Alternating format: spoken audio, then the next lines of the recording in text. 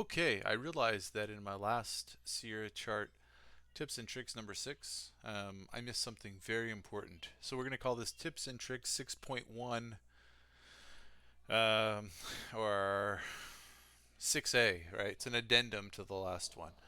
Okay, so one of the things that will also degrade um,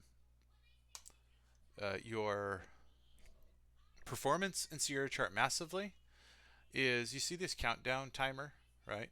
It constantly updates, right? So it can affect your CPU, which can affect processing, right? And so see how I have this countdown timer on every single one of these charts, right?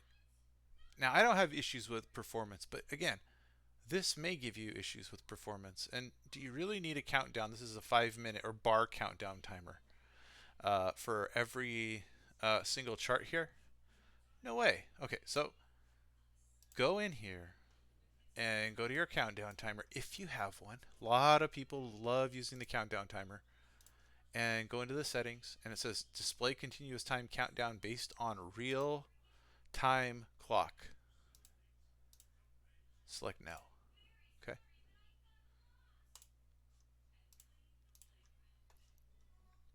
That way it's not continually just updating. Okay.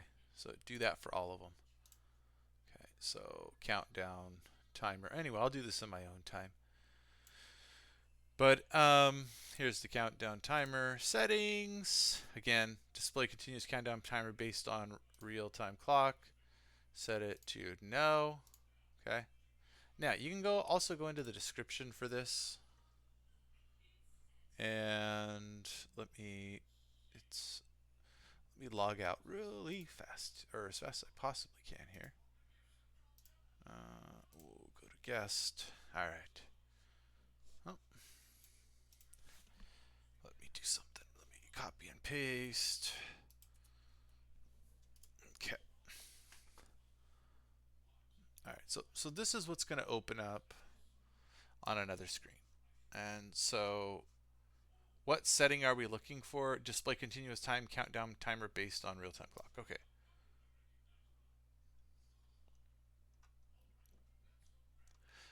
And read about it, right? Right here. Display, when this input is set to yes, and the chart bars are based on a time-specific period, not number of trades, then the countdown timer will display the remaining time for the bar up to the current second, even if there's no trading activity. Even if there's no trading activity. So it's just always working. In addition to real-time chart updating, this setting when set to yes also applies during chart replays. However, if the replay is set at a higher speed, it may not always be completely precise. In other words, it's always calculating. So during chart replays, this will affect your chart replays as well, okay? In the case of real-time chart updating, this setting requires that your computer's clock to be set 100% accurately. Will not be accurate. It's not a good option to use.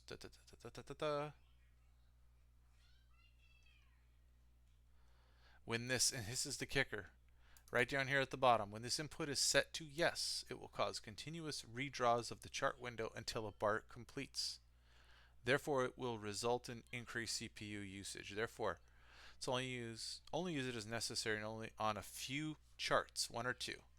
It's not a good idea to use it on many charts because otherwise you will substantially increase the CPU load. Substantially, right? That's a big deal. So anyway, just a short addendum. Make sure that you're not using them on too many and monitor your CPU usage if you do use a bunch of them. So there you go. And apologies for missing that on the last video. I will try to link these videos up or have this as a suggested video after the longer tips and tricks number 6. Have a good one, guys.